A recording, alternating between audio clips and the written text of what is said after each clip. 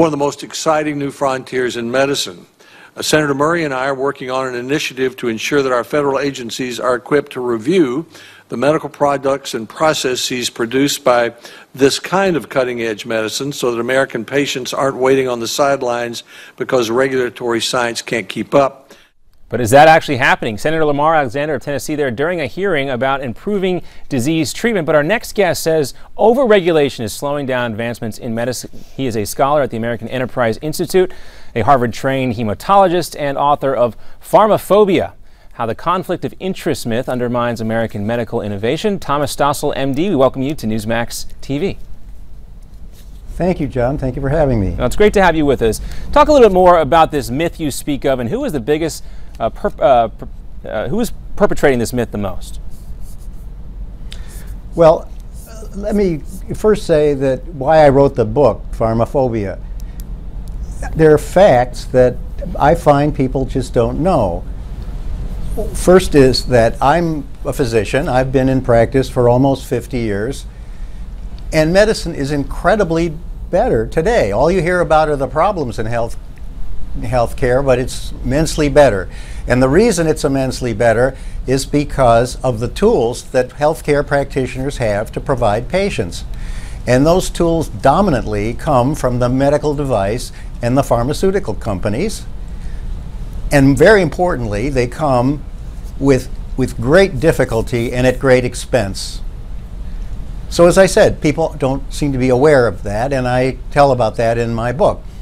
Now, for the past 30 years, folks I call pharmaphobes deny those facts. And worst of all, they claim that if physicians or medical researchers work with industry, which a partnership that brings us those great tools, the drugs and the devices, they become corrupt, they lose concern of their reputations, and they do bad research or they harm patients. That's wrong, and that's why I wrote the book, to set the record straight. Well, I'm thinking of Dr. Oz. He's taken a lot of heat for some of this stuff lately, but also there's been other folks who have argued that there, of course, is a lot of regulation here, but we still have medical product recalls. Are you saying that those folks are focusing too much on the negative as opposed to the advancements we've seen in medicine? Absolutely. Now, the FDA takes a lot of heat, but I got to say, it's the best game in town for determining the effectiveness and safety of products. And going to how the problem of regulation, projects that look really good in a test tube or in animals, when they get into clinical trials, 9 out of 10 fail. And just to put some numbers on it, it takes on average 16 years and over $2 billion to get an FDA approval. Yeah. I don't know how to make that easier. And the reason it's so hard is because human beings are unpredictable.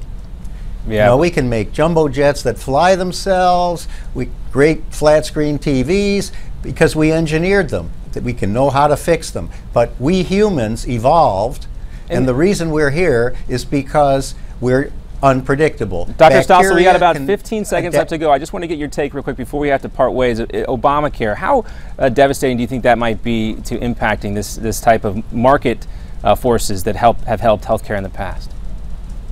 Well, specifically what Obamacare has done is stuck a 2.3% tax on medical devices.